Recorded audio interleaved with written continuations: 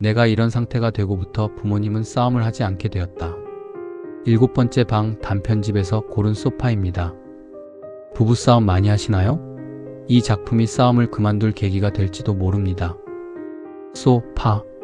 소는 서근히 피컨트 어더의 줄임말로 친근한 상대에게 사용하는 말입니다. 이 단편집의 제목은 7번째 방으로 총 11편이 수록되어 있습니다. 표제작은 공포영화로도 제작된 바 있으며 스릴과 흥미를 주는 작품입니다. 다만 공포나 미스터리, 잔혹함을 싫어하는 독자에게는 추천하지 않습니다. 그러나 오늘 다룰 소파는 잔인함이나 공포와는 조금 거리가 있어 소개합니다. 줄거리 출발합니다. 중학생인 나는 과학을 좋아하지만 세상에는 과학으로 설명되지 않는 것이 있다고 생각합니다. 나는 어렴풋이 유치원 때를 회상합니다. 그러자 집에 있었던 회색 소파에서 늘 엄마와 아빠의 가운데에 앉아 텔레비전이나 책을 보며 단란했던 기억이 떠오릅니다.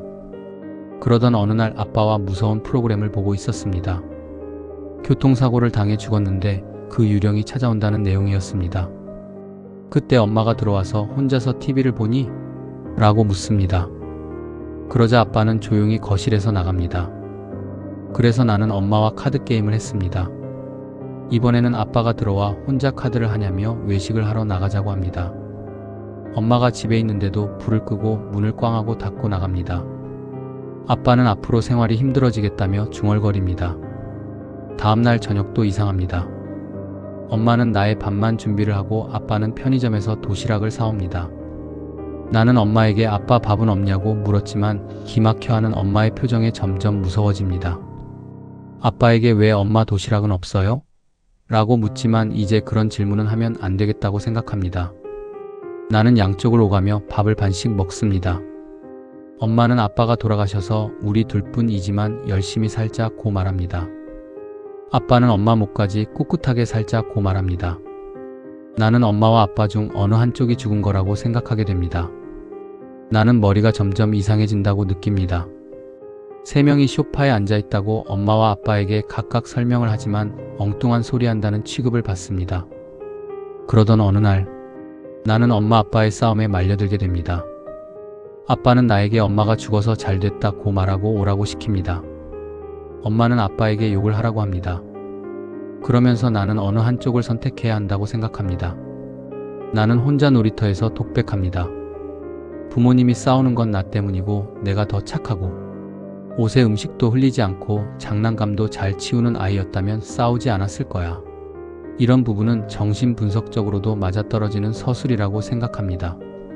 싸움을 목격한 아이들이 불안, 우울 등의 심리 문제를 겪는다고 하지요. 나는 이제 엄마의 세계에서 살기로 결정을 합니다. 그 후 나는 엄마와 있을 때는 아빠가 보이지 않고 아빠와 있을 때는 엄마가 보이지 않습니다. 결국 나는 정신과 의사를 만나게 됩니다.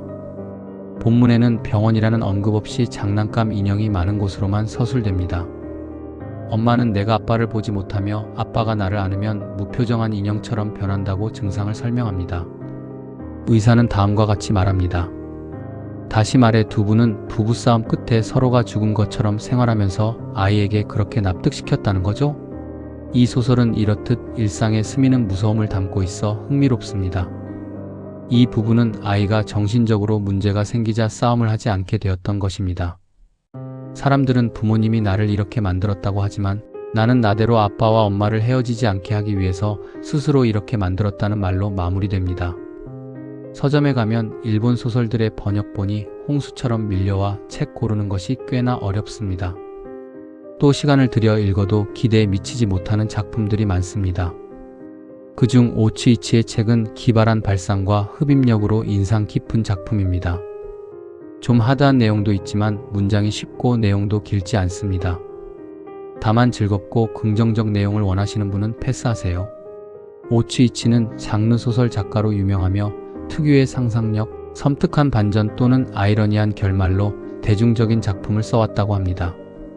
특히 인간 내면의 선악과 은밀한 공포를 과감하게 문장으로 표현한 점이 유니크합니다. 부부싸움의 위험을 경고하는 오늘의 작품 리뷰 마칩니다. 세상의 부모로 인해 상처받는 어린이가 없기를, 그리고 그대가 어두웠던 과거 속에서 울고 있지 않기를 기도합니다. 모든 것은 지나가고 변합니다. 어둠에 빠지지 마세요. 독서 에센스였습니다.